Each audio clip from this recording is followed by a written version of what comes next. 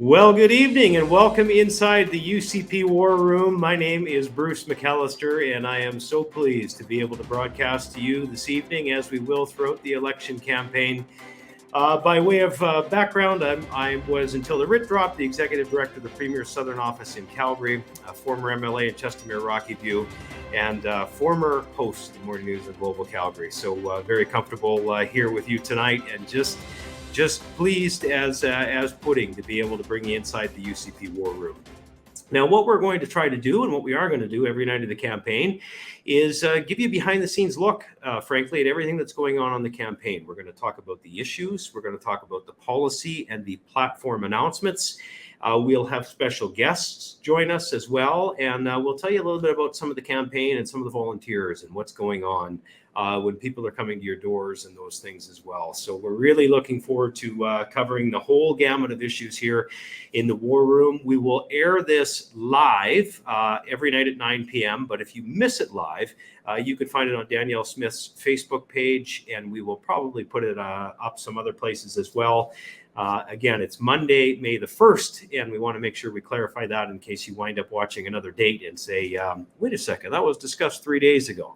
We'll put up every segment for you every day so that you can see it. And so much to talk about the last few days. Why don't we start with where we were Saturday? What a couple of kickoffs the UCP had in Calgary and Edmonton.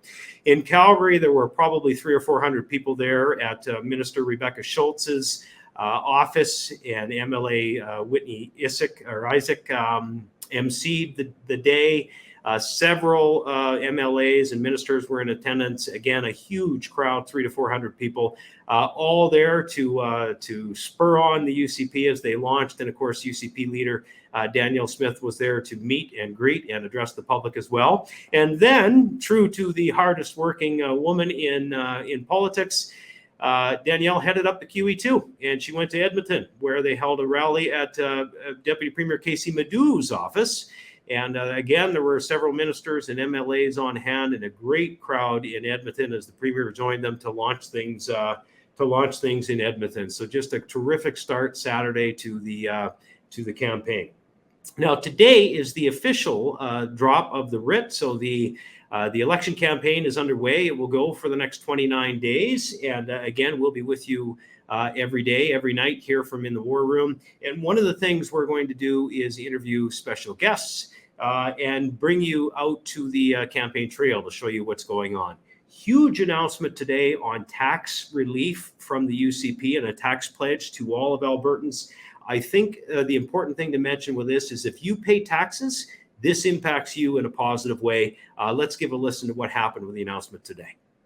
I'm pleased to announce a re-elected United Conservative government will create a new 8% tax bracket on income under $60,000. This means that every Albertan earning over $60,000 or more will save $760. That is $1,500 per family. Albertans earning less than $60,000 will see a 20% reduction to their provincial tax bill under this tax cut. This permanent billion-dollar tax cut will provide meaningful, timely tax relief to Albertans at a time when they need it most. It will result in real and significant savings that can be put towards housing, life's other necessities, planning for the future, or whatever else is a priority for you. After all, it's your money. You earned it. It's not the government's. And joining us now is the person that made that announcement today, the UCP leader, Danielle Smith, to talk about what was said and how it's being received. Danielle, good to see you this evening. Welcome to the broadcast and behind the scenes in the UCP War Room. Always good to see you. Nice to see you too. We've done this a few times in the past. Listen, you made a splash today with a big announcement on taxes. We just saw a clip from that announcement today. We're already getting tons of feedback in the War Room about it. Albertans seem pretty happy about your stance. What else would you like to add, and what do you see as a direction on this topic for Alberta? Well, I think people want to see that there's a very clear choice between us and the NDP. The NDP demonstrated the kind of government they would be when they came into power. The very first thing they did was increase taxes. Not only did they surprise everyone by bringing through a carbon tax, they also increased corporate income taxes. And as a result, we saw 183,000 jobs lost. We saw people leaving the province, 13 consecutive quarters of out-migration. We lost investment. And it was a pretty dark time. Now we have finally recovered from the NDP recession. We now have more people working than we had going back to 2014. And that means that we've got more tax revenue coming in. People are moving to the province. People are excited. And when you get more people and more businesses starting here, it means that that you can afford to give people a little bit of their money back. So one of the things that we observed is that when we came in, we cut corporate income taxes and we ended up increasing revenues. And there's a reason for that, is that when you send a positive signal that this is the place to be, more businesses want to invest here and they hire more workers, they do more expansions, and all of that ends up increasing revenues, not only for them, but also for us. We're now at $6.4 billion in corporate income tax revenue off an 8% corporate income tax rate. So we want to do the same thing on the personal side. We're introducing a new personal income tax rate of 8% on incomes up to $60,000, which will save people $760 and save couples $1,500. We think that that is going to have the same positive effect of people wanting to be here, wanting to come from across the country. And I think we're going to see the same dynamic that is going to actually increase our overall revenues. Yeah, it's a stark contrast to what the NDP would propose. And obviously they believe increasing taxes increases revenue. And of course it doesn't. And Alberta families wind up with less money at the end of the month. Want to clarify some on the arena deal, Danielle. Many people I've been speaking to, frankly, are happy with the announcement. It's good news for investment in Calgary. Rachel Notley has come out surprisingly frankly, and said not enough details to support at this point. And some of her candidates saying some even worse things about the Calgary Flames staying here. Why is your position so strong on the arena deal? Well, because part of what we wanted to do is we wanted to lend an assist to the two parties that were negotiating to be able to come to an agreement. They've been working on this for 10 years, let's remember, and they almost got there last time around, and then the deal fell apart on what seemed to be some pretty small and minor issues. And so one of the first things that I did when I became premier was to write a letter to both parties and said, hey, look, if you're willing to come back together, we'll do what we can to help bridge the gap. I appointed MLA Rick McIver to help push the two parties to get to the table and start talking and find out what it is that we could do. And as a result, we saw that we were able to do something that was going to allow the deal to go ahead. So the details of the deal between the city and the Flames, that's available on the City of Calgary's website. It's a 9-page document. People who want to see how much money city taxpayers are going to pay versus how much the team is going to pay versus some of the other sources of revenue, they can have a look at that. But our role as a province is very clear. We have a cap of $300 million that we're willing to pay towards infrastructure investments. So that's roads and bridges and utilities work and clearing the site for the Saddle Dome so that can return to the Stampede, building out the public spaces so that we now have public squares that we're all going to be able to take part in, supporting the LRT construction, as well as another $30 million that we're prepared to invest in a community arena so that amateur sports can also participate in practice on site. So our portion of the deal is very clear, very transparent. And I've said, I hope Ms. Notley supports it. It shouldn't be an election issue. The team and the city worked very hard to get to this deal. 15 out of 15 council members have supported it. That, to me, demonstrates that it's a good deal. That if you have everyone from the most conservative member to the most progressive member saying, yeah, we got to do this, then Rachel Notley should say, we're going to do it. She shouldn't cast any doubt on this. It's good news for the city. It's good news for the people of Alberta, frankly. Danielle, thank you. Listen, we said that we wanted to keep these to 5 minutes or so tonight. We're going to have a special guest join us every night as we look behind the scenes at the War Room. But I do want to touch on a couple of other key issues that are a big part of your campaign and, frankly, a big part of everyday life for Albertans.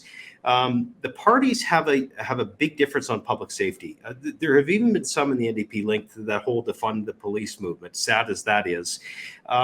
Your team has been focusing on increasing resources and addressing some of the civil disobedience in the downtown and the big cities. Would you touch on that, please? Certainly. I think we all know that there are some poor souls who are suffering in the throes of mental health and addiction. addiction, and we have to make sure that they're connected with treatment. So we have a whole strategy for how we're going to support mental health and addiction, and we're going to continue to make sure that people get the help that they need, that we've eliminated the fees associated with public treatment beds that Notley had in place. It was $40 per day that she was charging. We've eliminated that fee, and we've also massively expanded the amount of spaces. We've made mental health and addiction an essential component of our publicly funded healthcare system because it's the right thing to do. That being said, there's also a lot of people taking advantage of those who are on the streets, organized crime and gangs, and those who are harming people. We have a revolving door on some of the really worst criminals in society as a result of a federal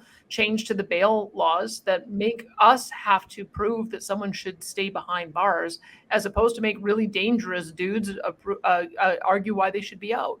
We want to reverse that onus back, because somebody who has committed violent offenses, who is repeatedly assaulting, repeatedly doing dangerous property crime, those are ones that should be kept behind bars. So we have been working with the chiefs of police as well as with the justice ministers across the country to press the federal government on this.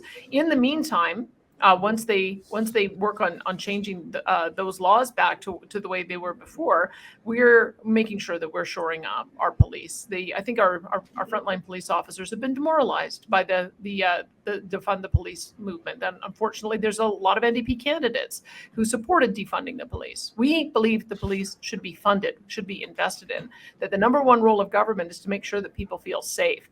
And so we've got sheriffs who are embedded in Calgary and Edmonton, working one-on-one with their teams. We've got PAC units so that we also have health professionals who can connect people to the addiction treatment. But we're also going to have 100 officers in Calgary and Edmonton, so that if people are committing crimes, we're going to apprehend them and we're going to take them behind bars. And hopefully with the federal changes that we're pushing for, we'll keep them there to serve their time. We cannot allow this kind of public disorder. We cannot allow for young people to say it's not safe to be on the streets. We want to make sure that public safety is number one. Well, and a shout out, as you mentioned a minute ago, to your minister, Mike Ellis, public safety. He's been doing a fabulous job on that file. One more question for you before we let you go. It's no secret the economy in Alberta is going gangbusters under your leadership and that of the UCP. Investments pouring in. Our inflation numbers are among the lowest in the country, if not the lowest, frankly. You're attracting employment. Under the NDP's term, this was certainly not the case. As we prepare to vote, how important do you think the economy, the issue of the economy, will be? How important it is it to you, frankly? Oh, it's the number one issue. It's the number one thing that I think that should earn the UCP a second majority term. Because when you look at the devastation that the disastrous policies of the NDP caused, why would we want to go back to that? We want to go forward, and we have gone forward. We are seeing record numbers of people coming into our province. Our Alberta's calling campaign is working. We're seeing our oil sands companies invest again. We're seeing brand new industries develop around carbon capture, utilization, and storage, and hydrogen, and lithium, and geothermal development. We've got new technology companies who are moving here. The record numbers of venture capital investment that have come into the province. We are seeing agri-food investment with our new agri-food tax credit. We've got 200 different companies that are looking for a partner so that they can establish production facilities. We've got the renewable diesel announcement from Imperial, so that's another new industry that we're going to be able to develop out. Air Products and their net zero hydrogen plant. We have Infosys and Emphasis in Calgary, major tech firms that are locating here. Why would anyone want to stop that momentum? This is what happens when you've got a combination of good policies and stability, that people know that they're going to have tax rates that will be lower, regulatory regimes that will be easier to navigate. It ends up creating an optimism, and you get that investment, and all those job creators coming here benefits all of us. Not only do they develop the kind of goods and services that people want to buy, generating more revenue, they also employ people and give good paying jobs. To me, this has been the exciting story of the UCP's first 4 years, and I can't wait for 4 more. Moving Alberta forward, what a concept. Danielle Smith, promise that you'll come and do this again another night with us. Sure will. Thanks, All right. Bruce. There's UCP leader Danielle Smith. Thank you, Danielle. So good to have Danielle join us on the first night as we bring you into the war room here and behind the scenes. You know, one of the things that you hear every election campaign, frankly, whether it's the media's reporting or whether it's the opposition parties reporting, is you hear falsehoods and you hear stories that are stretched and often not true. And the intent of that, and again, I spent 20 years in some of the biggest newsrooms in the country, so I'm pretty familiar with this, but the intent from opposition parties is to try and scare you into believing something that isn't true to win your vote. With the UCP, the belief is we'll tell you exactly what the opposition is doing, and we'll be honest about it, and that'll be enough. And that's what we're trying to do. But one of the big issues, frankly, is healthcare. And there's been some confusion in that discussion. I want to bring in tonight another special guest, Vitor Marciano from the UCP War Room. Vitor is a longtime conservative strategist. He's a policy advisor and has been around politics a long time. Vitor, thanks for joining us tonight. Thank you for having me. You know, one of the things I think we need to talk about is healthcare, because frankly, the NDP's message on healthcare is false, but they continue to parrot it anyway. Why is it that they would continue to spin the fact that the UCP, the wrong fact that the UCP won't pay for healthcare, when of course we know that's not the case? It's kind of a traditional sort of center left and left campaign smear. It's something they've used before. I mean, they've said it about Stephen Harper. They said it about Andrew Scheer. They said it about Aaron O'Toole.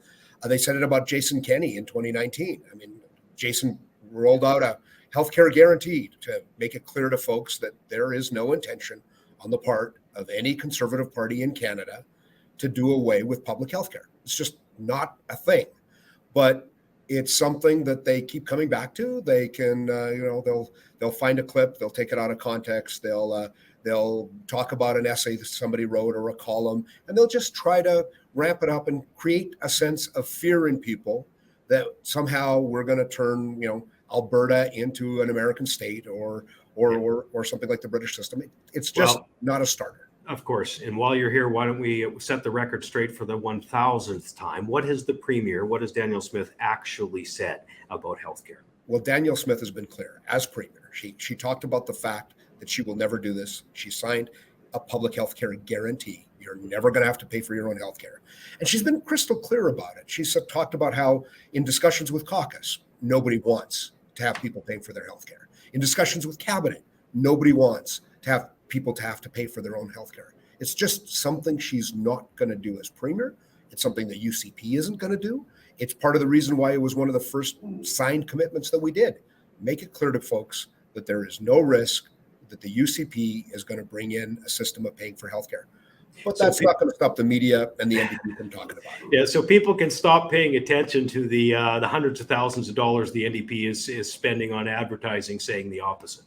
Well, it's just one of these things in politics. You try to find a lie, you tell it over and over and over again, and you hope that you can convince a certain percentage of people to believe it. I honestly don't think Albertans are going to buy it. They're going to remember that it was, Stephen Harper was going to do it. It didn't happen.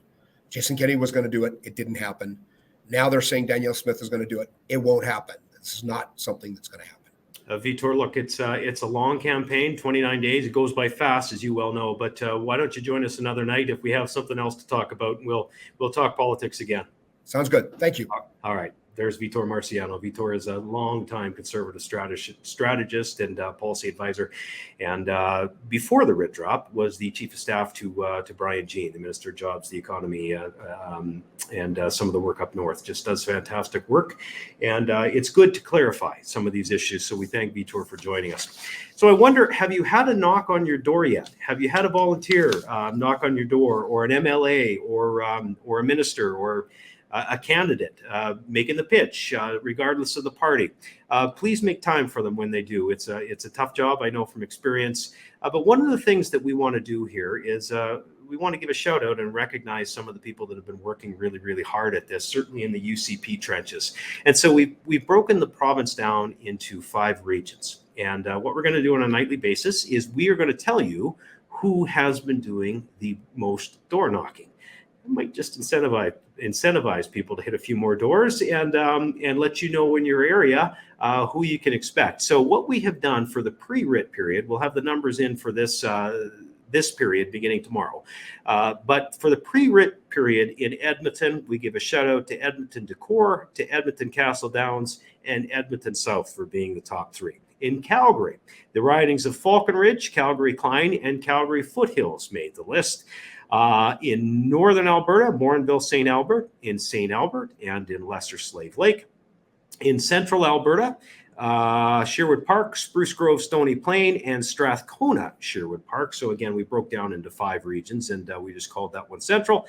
And in south, Banff, Kananaskis, Airdrie East, and Lethbridge East. And I'll tell you what, I had a look at some of these numbers, and there were a lot of ridings very, very close to making the list. So it was oh so close. So we would say to all of you out there hitting doors, hit a few more. You never know, you might be on this list tomorrow night. And again, we're going to try and do this as we try and personalize and humanize some of the things going on as we get through provincial election 2023. Again, it's night 1. It's May 1st. It's Monday evening. Thank you for joining us tonight. We're going to be doing this every night at 9 o'clock. If you don't catch it live, you can watch it again at your convenience on Danielle Smith's Facebook page, and we'll try and get it up some other areas for you as well. And if you have an email that you would like to send us, if you have a comment, maybe you have a question or a concern or something you'd like to point out to us, perhaps tell us about something that's happening in your corner of the province, send us an email to recap@unitedconservative.ca. Again, that's recap@unitedconservative.ca. Again, my name is Bruce McAllister. Just pleased as heck to be able to bring you this every night. Please join us if you can. Tell your friends about it. Again, if you miss it at 9 p.m., you can always watch it the next day or whenever it's convenient for you. The UCP is moving Alberta forward, and we look forward to doing it again tomorrow. Have a great one.